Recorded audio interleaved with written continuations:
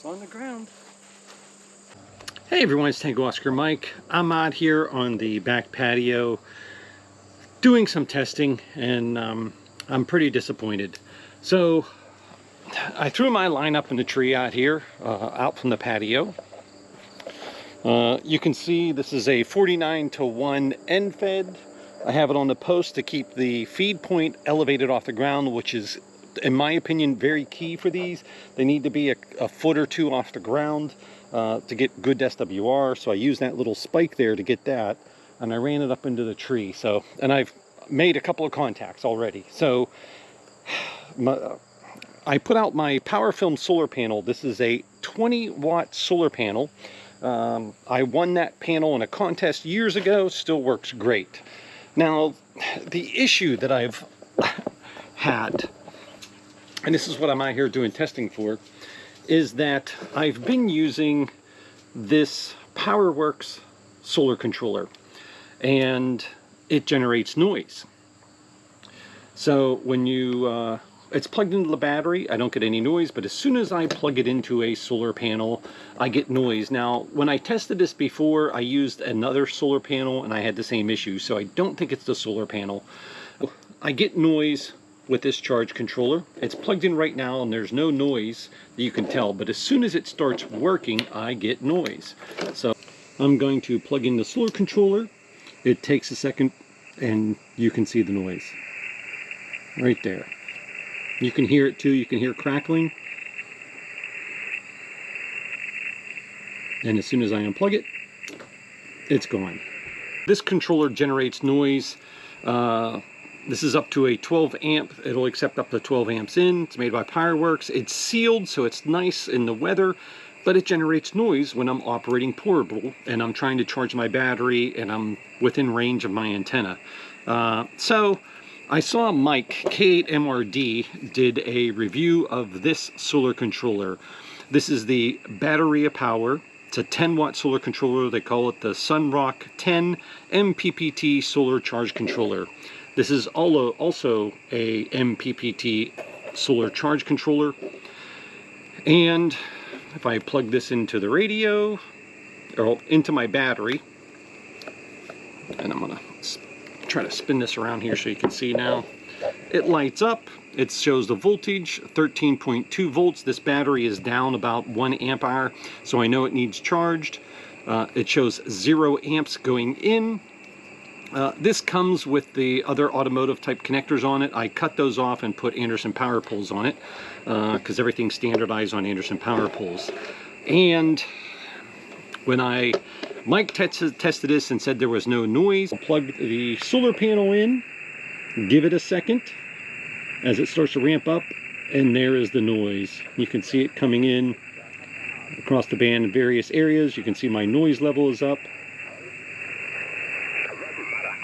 Somebody's on that frequency. Let me move over. But that's noise. It's not bad, but as soon as I unplug it, it goes away. Again, plug it back in. Give it a second, and you'll see the noise come in.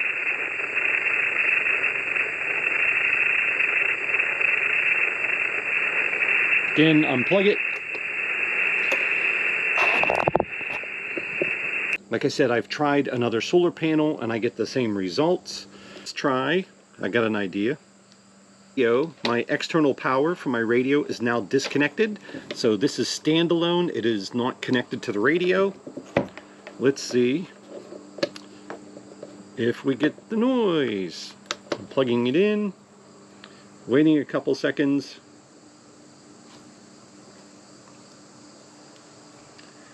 and I'm not getting noise, and it is charging. So it's going through the cable, not the antenna. What if I put a bunch of ferrite, put a big ferrite core on this and see if that will help?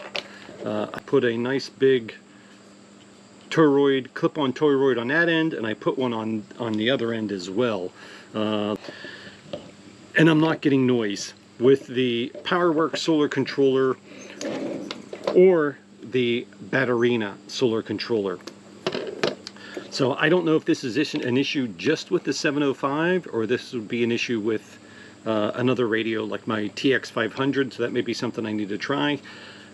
This adds a lot of weight. If I'm carrying this in my portable Go kit, I might try taking one of these off. Maybe just one of them is enough to reduce the noise level. Okay, so I've done a little bit more testing, and it looks like I only need one of these clip-on ferrites on the power cord closest to the solar controller, and it seems to be okay.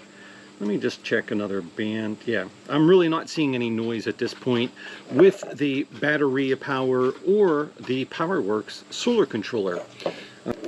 Because this one has the display on it, and it has the lights on it that say 25, 50, 75, and 100. Now, that really doesn't give you a good indication of how much power is in the battery, because it's just measuring voltage. So if it's above, I believe, 13.2, it considers it full. If it drops below that, it'll go to 75%.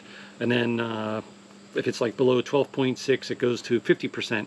Now, as we know, lithium-ion batteries hold their voltage very well until they're almost depleted, and it drops off very quickly. But at least it would give you some idea. It probably wouldn't give you a lot of notice that your battery was going dead, but you probably would have some notice.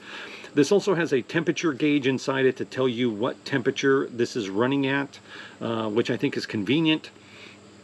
It also has some errors built into it, like it'll tell you if your battery's over-discharged, overcharged, if the polarity of your solar panel or your battery is backwards. It'll tell you those things. This also supports gel, AGM, and LiFePO4. This solar controller has no indication lights on it, so you don't know what it's doing, whether you're getting a charge or anything that's happening. It's something to keep in mind that if you are using these, that you may have to put on a clip-on ferrite from the solar controller, the power cord that goes into your radio, just so everybody's aware. I'm probably going to go get my TX500, try the same thing, see if I have noise, and see if I need to put one of these on my TX500 power cord. Well, I broke out the TX500.